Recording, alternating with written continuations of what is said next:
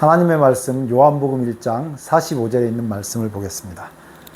빌립이 나다나엘을 찾아 이르되 모세가 율법에 기록하였고 여러 선지자가 기록한 그 일을 우리가 만났으니 요셉의 아들 나사렛 예수니라. 아멘.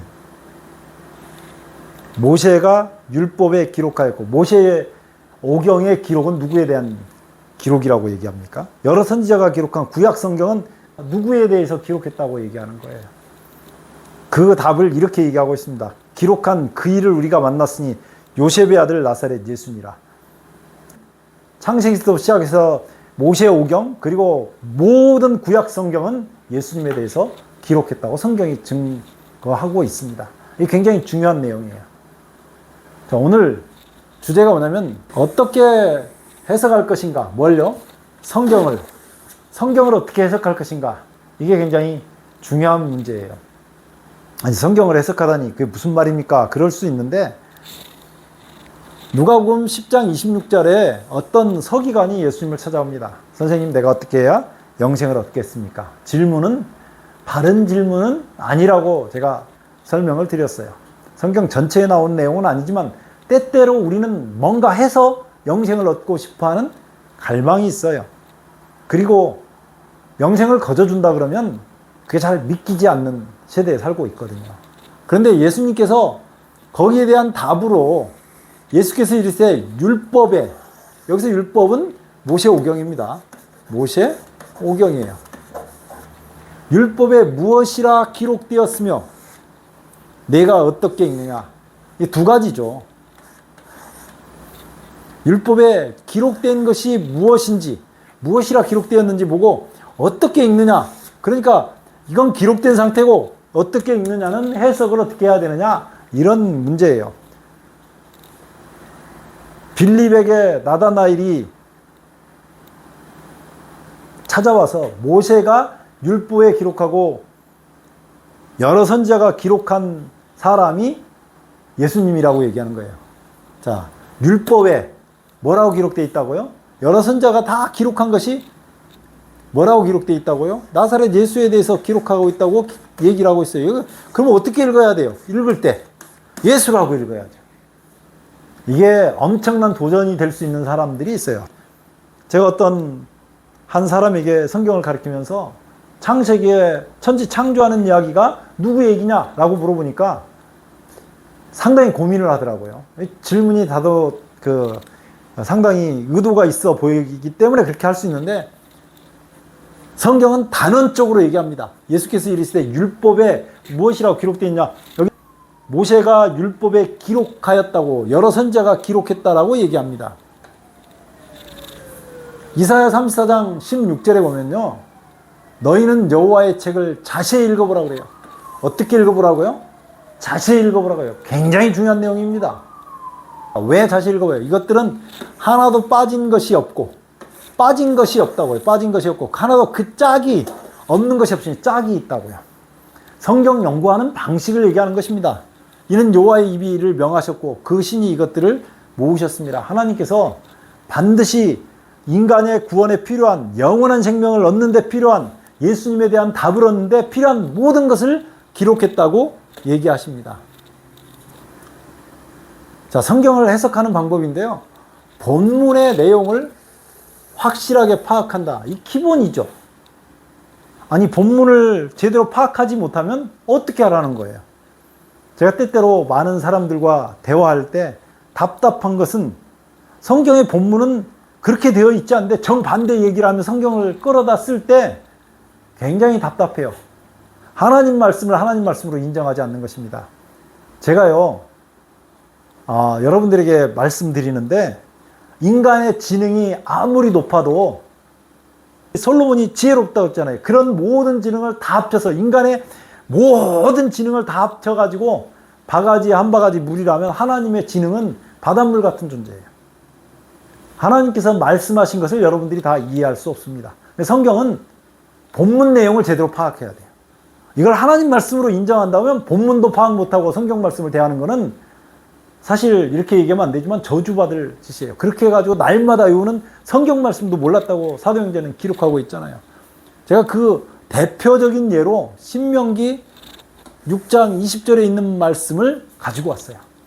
후일에 내 아들이 내게 묻기를 모든 증거와 말씀과 규례와 법도, 이거 뭐라 그래요? 율법이잖아요. 하나님께서 명하신 증거와 말씀과 규례와 법도가 무슨 뜻이냐? 하나님 말씀하신 증거, 말씀, 규례, 법도가 무슨 뜻입니까? 그렇게 물어보거든 하거든 너는 내 아들에게 이르기를, 색깔을 바꿔, 넌 내 아들에게 이르기를, 아들한테 이렇게 말해주라고. 이렇게 우리가 옛적에, 보세요, 우리가 옛적에 애굽에서 바로의 종이 되었더니 여호와께서 권능의 손으로 우리를 애굽에서 인도하여 내셨나니, 그리고 그 뒤에도 이 앞에 있는 내용을 그대로 지금 설명하고 있어요. 이게 우리 하나님 여호와의 명하신 증거와 말씀과 규례와 법도가 무슨 뜻이냐면, 우리가 옛적에 애굽에서 바로의 종이 되었더니 여호와께서 권능의 손으로 우리를 애굽에서 인도하여 내셨다는 것이 증거와 말씀과 규례와 법도의 뜻이라고 말하고 있는 거예요. 성경을 읽다 보면 때때로 우리는 상상도 못하는 말씀을 하나님께서 하셔요. 우리 이성으로 이해가 안 된다고 해서 내 마음대로 해석하면 안 된다고요. 하나님 말씀은 본문을 아주 충실하게 봐야 돼요. 본문에 나오면 그게 그 뜻일까요? 나는 이렇게 질문하는 사람들을 굉장히 많이 봤어요. 저는 무조건 하나님 말씀을 누가 펴고 그 말씀을 읽으면, 저랑 신천지 사람하고 토론하는 거 보셨잖아요. 그 사람이 하나님 말씀을 피면 무조건 하나님 말씀에 아멘 하잖아요. 그 사람의 말하는 전체적인 내용이 틀렸다는 것을 지적할지라도 저는 하나님 말씀 앞에는 무조건 아멘 합니다. 제 이 인간적인 이성으로 아무리 제가 이성이 뛰어나다 할지라도 하나님의 말씀하신 말씀은 인간의 모든 지성을 뛰어넘어서 기록된 말씀이거든요. 하나님 말씀이 항상 아멘이에요. 자, 두 번째, 말씀을 비교하여 뭘 찾는다고요? 말씀을 비교하여 짝을 찾아야 됩니다. 짝을. 이사야 34장 16절에 봤던 하나도 그 짝이 없는 것이 없으리니, 그래서 모든 것은 뭐가 있다고요? 짝이 있다고요. 요한계시록 12장 14절하고 12장 6절하고 제가 이거를 비교해서 보여드리려고 가지고 나왔어요. 그 여자가 큰 여자가 나오죠. 요 같은 여자예요. 그 여자가 독수리의 두 날개를 받아 광야, 자기 곳으로 날아가서 거기서 그 뱀의 낯을 피하여 한때와 두때와 반때를 어떻게 한다고요? 양육받음에, 이렇게 나오잖아요. 그 여자가, 보세요. 그 여자가, 똑같은 여자가 나오거든요. 여자가 광야, 여기 보면 광야 나오죠. 광야로 도망하며 거기서 1260일 동안 저를 뭐 하기 위해서요? 양육하기 위하여 하나님이 예비하신 곳에 있더라.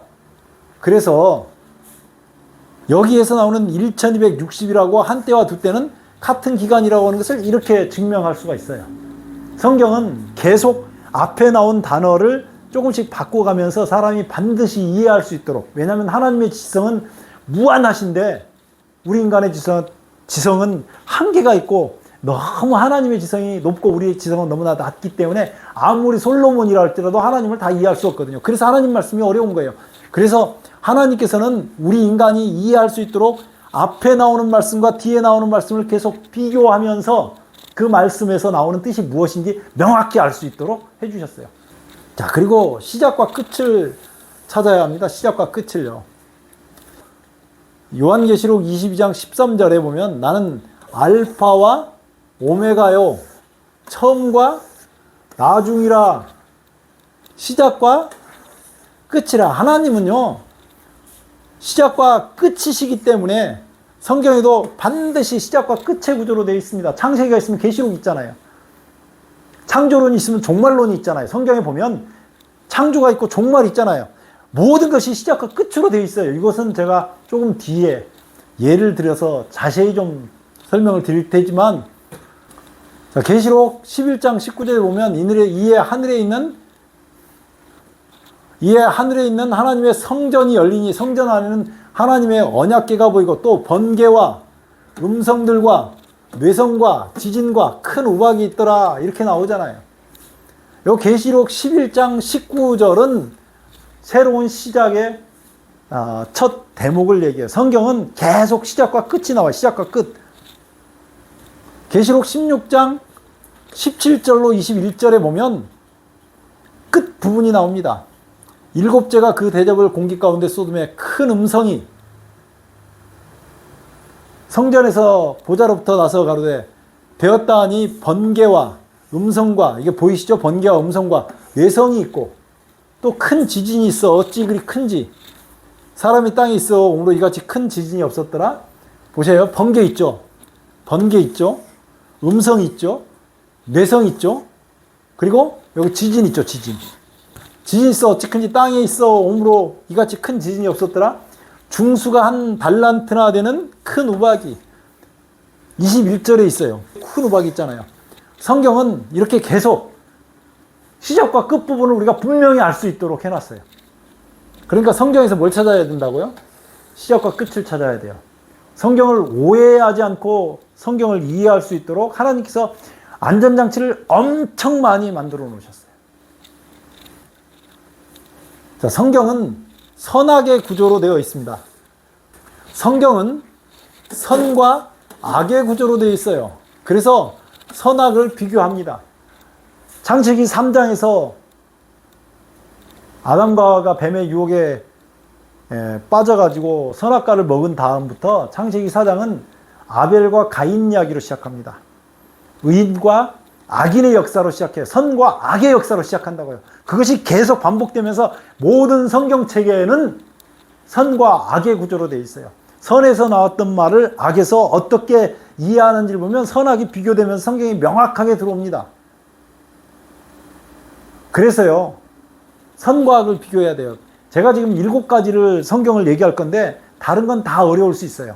그런데 초등학교 4학년 이상만 되면, 초등학교만 졸업했으면 이 선과 악은 비교할 수 있어요. 누가 나쁜 편이고 누가 좋은 편인지, 누가 하나님 편에 있고 누가 사단의 편에 있는지는 분명하게 드러납니다.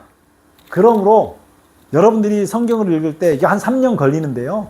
선과 악을 구별해서 하루에 한 30분씩만 시간 내면 한 3년쯤 걸려요. 더 빨리 할 수도 있고 천천히 할 수도 있는데, 성경을 다른 거 안 하고요, 선과 악만 구별해서 여기 이거는 선이지 이건 악이지 이건 왜 선이, 그러면 두 개를 비교해보면 왜 선인지 왜 악인지가 구별이 돼요.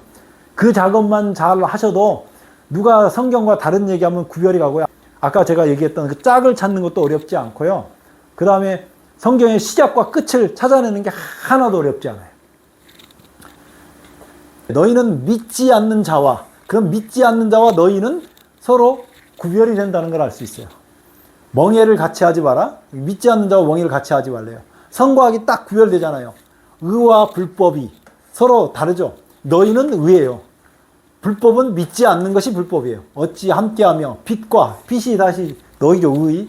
어두움이 어찌 사귀며, 자, 그리스도와 벨리알이 어찌 조화되며, 믿는 자와 믿지 않는 자가 어찌 상관하며. 이 보세요. 하나님의 성전과, 글씨가 잘 안 써져서, 하나님의 성전과 우상이 일치될 수 없다고요. 그러니까 선하고 악이 쫙 대비돼서 나오는 거예요. 이 성경 말씀을 보면 선과 악이 대비되는 구조로 되어 있어요. 그리고 여러분들이 다른 걸 할 수가 없다 그러면 선과 악만 대비시켜서 봐도 창세기부터 계시록까지 어떤 전체적인 내용이 다 들어와요. 여러분들이 지금까지 알고 있는, 내가 지금까지 갖고 있는 생각 다 내려놓고 하나님 말씀에서 내가 지금까지 본 것이 맞는지를 확인해 봐야 되잖아요. 내 생각은 자꾸 내려놓고. 저는 일평생 그렇게 살아왔어요. 이거 하나 목적으로 두고 살았어요. 자, 성경은 읽는 사람이 깨닫습니다. 어떤 단체를 통해서 배우는 게 아니에요. 통로가 된다고 하던 유대인들마저 예수님 버리고 새로 시작하셨잖아요. 성경은 분명하게 유대의 전통, 장로들의 전통, 이런 어떤 신앙의 통로가 되는 것을 신뢰하지 말라고 합니다. 내 운명은 내게 걸렸잖아요. 내 운명은 내게 걸렸잖아요. 내가 하나님 말씀이 그런지 잘 보고 분별해야 되잖아요. 그래서 마태복음 24장 15절이나 마가복음 13장 14절에는 뭐라고 했어요? 읽는 자는 깨달을진저. 하나님께서는 성경 말씀을 계속 읽으면 깨닫게 해주시겠다고 약속하셨어요. 근데 어떻게 읽으냐면 자세히 읽어야 한다. 너희는 여호와의 책을 자세히 읽어보라. 이것들은 하나도 빠진 것이 없고 하나도 그 짝이 없는 것이 없으리니 이는 여호와의 일을 명하셨고 그의 신 이것들을 모으셨음이니라 이렇게 성경 말씀이 나오잖아요. 그러므로 하나님 말씀을 자세히 읽어봐요. 자세히 읽어보는 방법을 제가 지금 설명드리는 거예요. 다니엘서 9장 2절에 있는 예를 한번 들어볼게요. 곧 그 다니엘이 지금 하는 거예요. 곧 그 통치 원년에 나 다니엘이 서책이 뭐냐면 예레미야서입니다. 예레미야에게 임하신 서책으로 말미암아 여호와의 말씀이 선지자 예레미야에게 임하여 고하신 그 연수를 어떻게 했다니 깨달았나니. 다니엘이라는 사람은 대선지자 중에 한 사람이에요. 선지자였던 다니엘이 자기가 하나님께 받은 것만 갖고 다 됐다 그렇게 하는 게 아니고 분명히 자신에게 하나님의 계시가 이르러 왔음에도 불구하고 하나님 말씀을 연구하잖아요. 예레미야에게 임하여 고하신 그 연수를 깨달았다고요. 여러분들이요, 내게 하나님께서 어떤 영감을 주시든 어떤 것을 주시든 그거에 매달려 살면 안 돼요.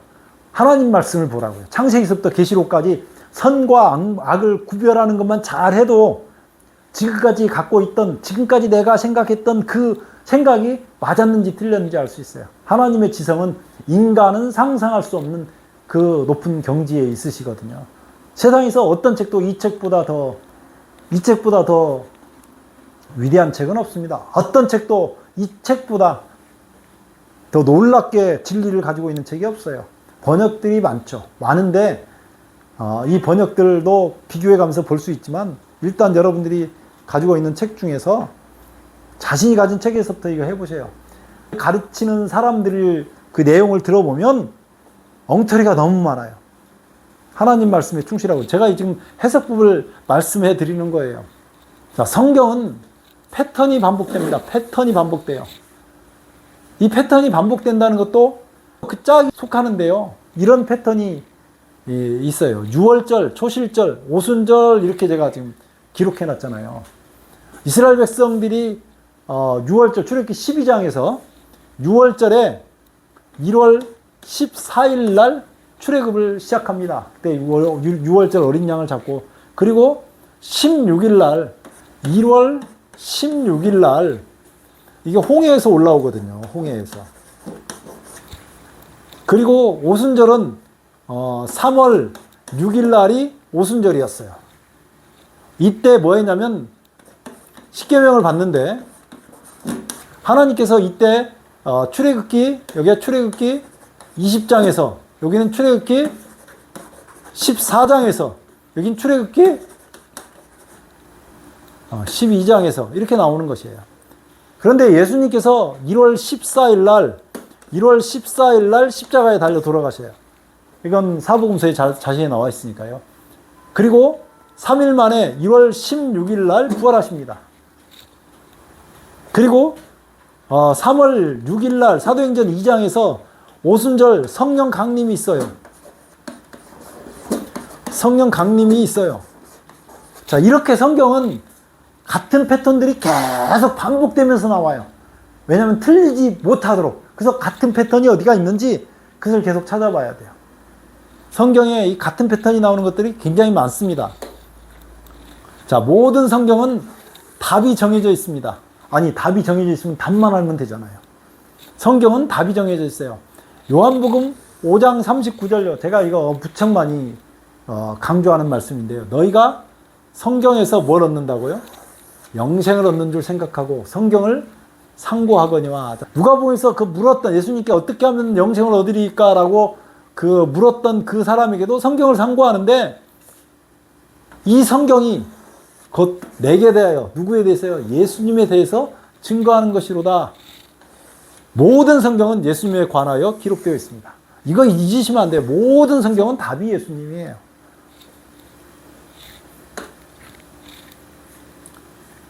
사도행전 22장 22절 하나님의 도우심을 받아 내가 오늘까지 있어서 높고 낮은 사람 앞에서 증거하는 것은 선지자들과 모세가 반드시 되리라고 말한 것밖에 없으니 자기는 다른 거 안 했대요. 사도 바울이 하나님의 도우심을 받아서 내가 오늘까지 사람들 앞에 서서 증거하는 것은 선지자들과 모세가 반드시 되리라고 말한 것밖에 내가 말한 것이 없는데 그것이 뭐냐? 곧 그리스도에서 얘기했다고요. 고난을 받으실 것과 죽은 자가 십자가잖아요. 가운데서 먼저 다시 살아나사, 이거 부활이잖아요. 자기가 전한 것은 이거밖에 없대요.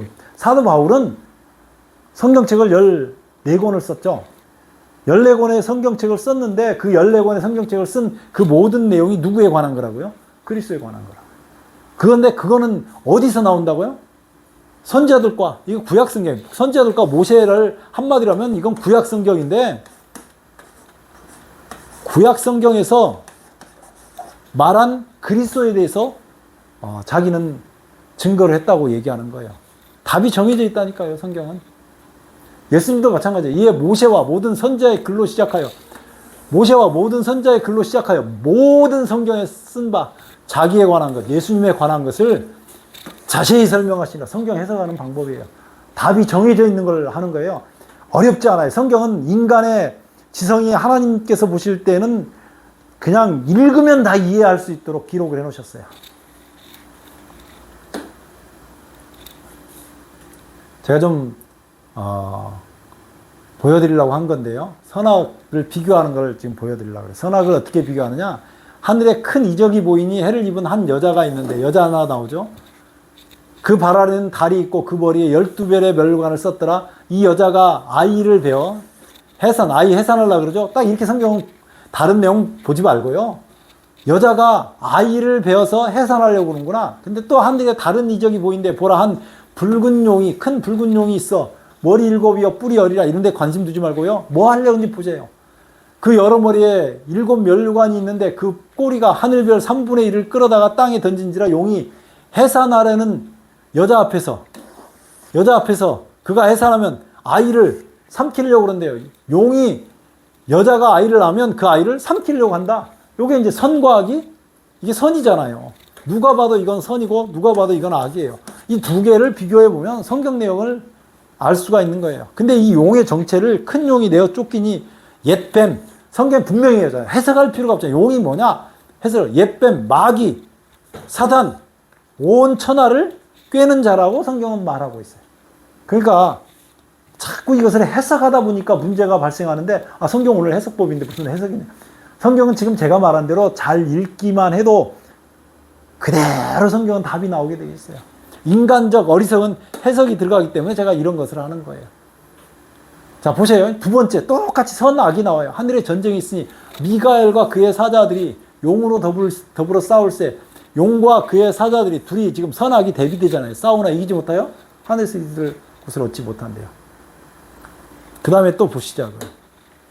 자, 용이 여자에게 분노하여 돌아가서, 용이 여자에게 분노하여 돌아가서 그 여자의 후손에 남은 자손. 요거는 성경책에 본래 원문에는 있는데 빠졌기 때문에 제가 이렇게 붉은 글씨로 놓은 거예요. 여자의 후손은 예수님이에요. 성경은, 모든 성경은 예수님에 관한 건데, 여기 용이 나오죠. 자, 여자의 후손은 예수님이에요.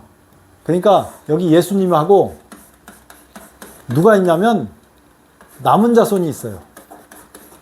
남은 자손이 있는데, 남은 자손 곧 하나님의 계명을 지키며 예수의 증거를 가진 남은 자손의 두 가지 특징은, 첫 번째 하나님의 계명을 지키고, 두 번째 예수의 증거를 가진 자들로 더불어 싸우려고. 용이 어디에 섰냐면 바다 모래 위에 섰대요. 용 플러스 여기 남은 자손하고 여기는 용 플러스 바다 모래가 있어요. 저하고 성경 공부를 같이 해본 사람들은 끊임없이 구약 성경에도 바다 모래같이, 해변의 모래같이 많은 백성, 적군들이 나타나는 것들을 계속 봐왔잖아요. 성경에 분명히 기록되어 있어요. 패턴이 반복된다고요. 그것만 반복되면 그럴까요? 그 다음에 계시록 13장에 그 하나가 지금 빠진 게 그건데, 계시록 13장은 악에 대한 얘기고 계시록 14장 1절로 13절까지는 선에 대한 얘기. 이 내용이 잠깐 빠졌는데 넘어가고요. 뭐 해보시면 돼요. 하나도 안 어려워요. 그냥 선과 악만 구별해 가면 어디가 시작이고 어디가 끝인지도 눈에 다 들어와요. 제가 설명 안 해도 돼요. 하나님 말씀은 분명하게 이런 구조로 되어 있거든요. 그 다음에 이제 추수하는 광경이 13장의 악, 14장의 선 이야기가 나온 다음에 추수하는 내용이 나와요. 주 안에서 죽은 자들이 복이 있도다 하면서 구름 위에 앉은 인자, 예수님께서 구름 위에 앉은 인자가 날카로운 낫을 가지고 곡식을 추수합니다. 이거는 알곡 추수를 하는 거고요. 포도 추수는 다른 천사가 낫을 가지고 포도를 추수해요. 이 사람들은 진노에 들어가요. 진노의 포도들에 들어갑니다.